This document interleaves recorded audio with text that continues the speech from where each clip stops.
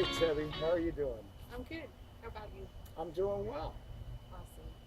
You know, it's been 1 year to the day since we were out here and we did this same video, but with an empty trailer behind us. Yeah, what a year it's been. Actually, it took us about 10 months to build, but as Debbie said, look at us now. Last time I said, hey, now it's time we got a trailer, we got to get to work, remember? Got a trailer. Let's actually show you guys a little clip of us talking about it a year ago. Take a look. But as you can see, the trailer has arrived, and now it's time to get started. And it's a really exciting time, right? This is Coty. There's Coty. He's a little bit dirty, but anyway, we want to talk about the tiny house and what our goals were.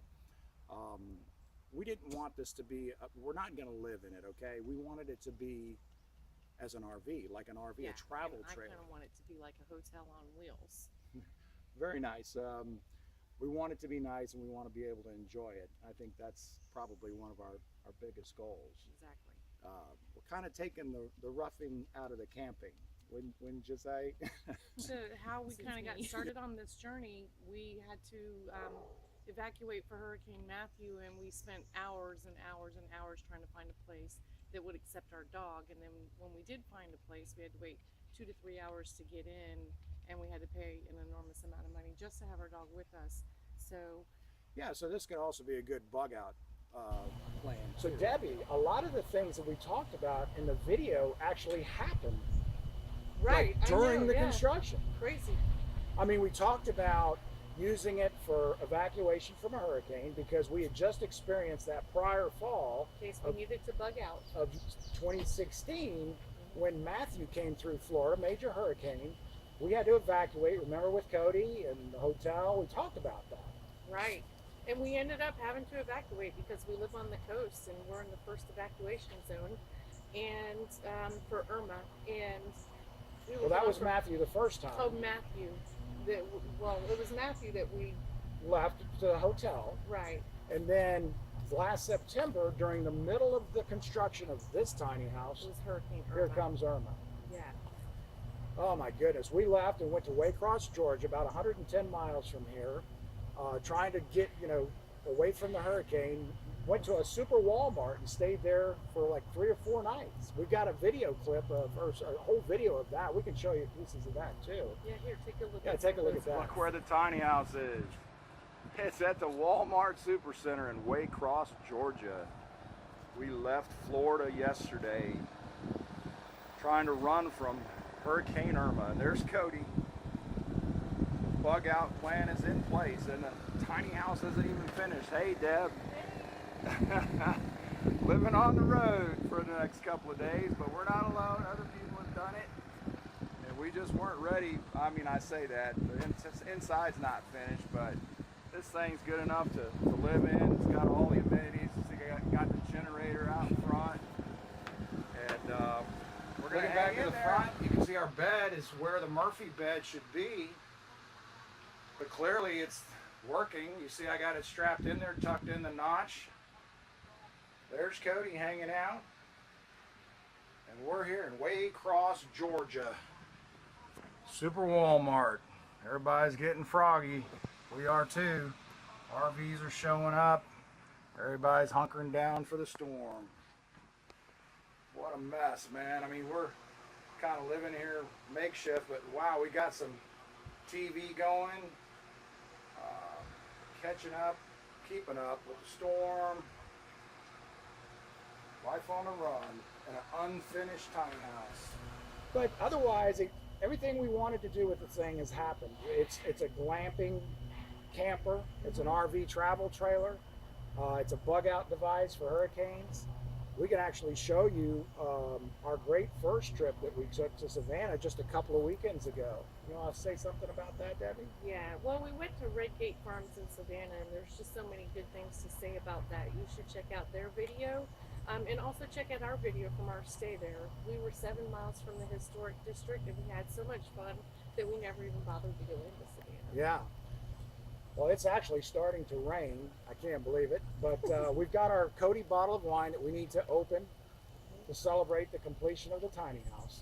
So I think we're going to go inside right now and get set up in there and maybe show you a little bit of our Savannah trip while we're going inside. Yeah. Let's get out of the rain. Exactly. Come on, Coty.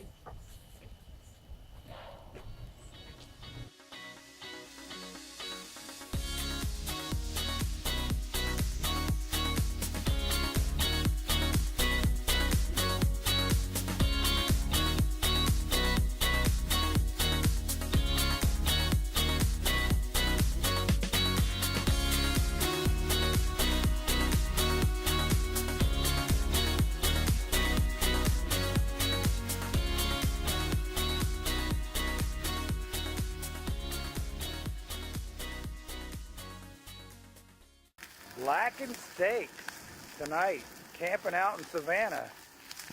Coty Tiny. So here we are inside. And if you remember in another video, we sat here and talked about this countertop, this bar, and that window.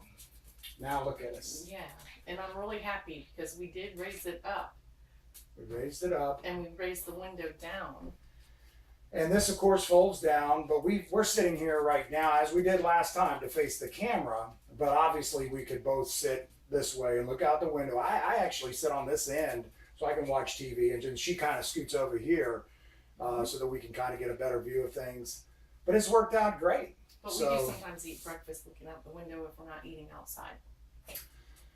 So you want to talk about what happened during that last 10 months, what our expectations were? Did we meet them? What do you think? I do think we met and exceeded our expectations. We spent a lot of time out here and we talked about all the different ways we might watch TV, how we might sit, how we might eat, how we might sleep. And we just tried to live in the experience and soak it all in and just build it to what we thought we would be living like. Yeah, we'll show them a little clip of us talking about this. That'll be fun because you see the juxtaposition of this finished tiny house and what we were talking about. You always have to, continue to evolve in the kind of the thinking of how things might turn out and how we're going to do them. For example, like if you watch the video when we talked about this table, we were sitting in regular height chairs and we talked about having a table and we talked about this being at head height. Let's show them. Let's give them a chance to see that. So okay. we'll let you watch that for a second and we'll get back to you. One of the things we wanted to do was have a folding table right here next to this window, which of course I haven't cut out yet. But it would fold down and we could have a place to eat here. And the question is, I might be sitting over there, but for right now, I'm just here for being on camera. Yeah, and I think the window is a little too high. You think it's too high? Yeah, I think it's too high. Well, because if I'm sitting here, you can't see out. I can't see out. Yeah, you might be able to because you're taller than I am, but still. Well, that makes me wonder if we should do more of like a bar top, high top kind of seating instead of a regular chair, because the kitchen cabinets are going to be in here somewhere, and I don't think we should be this low to eat. So what about a high top? Do you think that makes sense? Yeah, I'd have to see what that looks like. You mean with like bar stools? Yeah. Okay. I mean, I still think it maybe should come down just a little bit. Oh, I think it should. I think I'll agree with you on that. Okay. But do you think we should bring it all the way down here? Do you think we would have a table at this height? Well, not if we're gonna do a bar height table. No, I think it would be like more like this. I have to get the bar The stools. table? Yeah, get an idea of exactly what this would feel like as a bar top rather than the chairs like we discussed earlier. And the window looks pretty good right where it is, but I still think I want it down just 1 2x4. What do you think? I think it sounds good. So here we are, but we went to high tops. And of course, we always kind of thought that was more appropriate to the high top here with these bar stools, which actually are from IKEA and they fold. People ask us what happens to the chairs in the living room. They actually fit under here when we put the bed down. Perfectly, and they nest. And these stools fold, but they can go in the shower at night. But we're not going to be taking a shower while we're sleeping, so yeah, they tuck away. And they're about 19 pounds. They're great. These they're chairs. Not even. They're less than that. But 13, yeah, about 13 pounds. But No, I think the design turned out great. All of our expectations were met. We've had no trouble whatsoever. I envisioned it this way, and it turned out this way. I mean, I could see everything. I mean, that's what I do. I'm an architect builder, and I build everything from small houses to gigantic houses. And I got to tell you, this is probably the most challenging thing I've ever done. This is a very complicated tiny house. I knew that going in, but I wanted to exploit the opportunity to do something really cool. Yeah, 14 corners. 14 exterior In corners. the big custom house world, that's considered custom or premier. Yeah. I mean, you think of a normal tiny house has 4 corners, it might just be a rectangle. But this thing is so complex. I don't know if I'd recommend a do-it-yourselfer. Yeah. And I applaud all those folks out there that are doing these things that don't have the, I mean, I've got 30 years of carpentry experience. And like I say, I'm a contractor and an architect. And man, it was a great challenge, but a great reward. Very proud of it.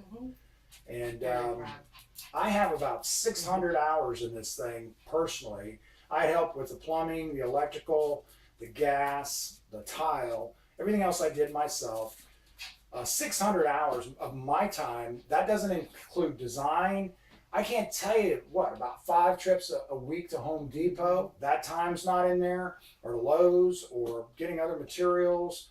And I tell you, finishing it. We made trips to Orlando to IKEA because they didn't have IKEA here. You know, which they do pick now. up all the cabinets and stuff.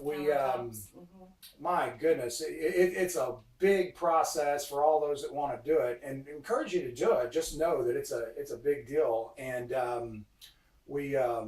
and that, you know, I'd go to sleep thinking about this thing. I would go to sleep. I'd be problem solving on the next step. You know, how am I going to do the decks? How am I going to do the hardware and all that stuff? But anyway, it's just been great fun. We enjoy it so much. Tell them what we normally do almost every evening, right? Yeah, well, we come out here and we sit and we watch TV. It has a great sound bar. It's like surround sound. It's like being in a movie theater.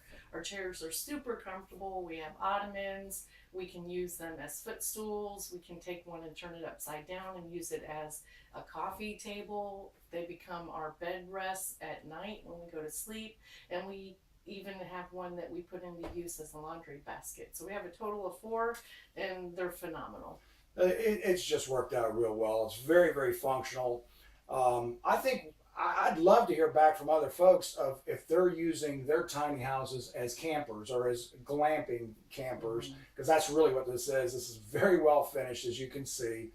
And but it's what we wanted to do. Right. And it's tiny, but it doesn't feel tiny. It's super spacious. I mean, you can see how tall the ceilings are. Well, with the cameras in the living room, and we saved that space of a full-time bed. We didn't do a loft because we kept the profile down, but we still have volume, head height in here. It just feels more open and spacious. Yeah. And if you compared this to an 18-foot travel trailer, it's because we've looked at them, and they goodness. just don't and feel. the finishes are just phenomenally different. It doesn't feel that way. It's really comfortable, and it feels like home when we're away from home. Yeah, and everybody that's seen it is pretty impressed with it and all of that. So, as a matter of fact, almost everywhere we go, we don't go anywhere without somebody knocking on the door and saying, everyone "Hey, wants can to we see it?" And but we like it. We like sharing. Yeah, it's been a great journey. A lot of hard work, a lot of time. But the end result is just beautiful. We enjoy it. It's met our every expectation, and I couldn't be happier. I don't know that I'd do it again this way if I were going to do it, but I have no regrets about this tiny house. Right, this thing will last forever, so it doesn't matter. It's built so well. Yeah. So thanks for participating and watching us go through the process. And I think maybe we'll do some travel videos. Yeah, we'll do some travel maybe videos. do some cooking stuff for you. Well, like last time, you can check out the last video we did blackened steaks and French fries. And but we'll kind of keep you posted as to where we go. We've got a challenge now. Not every place accepts tiny houses. We're finding this out. We call and we tell them, we send them pictures. They say, no, you can't have that here. And we're like, wow. What? Ours looks nicer than theirs does. We've got that challenge, but. In the meantime, we're having fun in the Coty tiny house. Don't be hating, y'all. And we'll see you guys on the road, right? Stay tuned.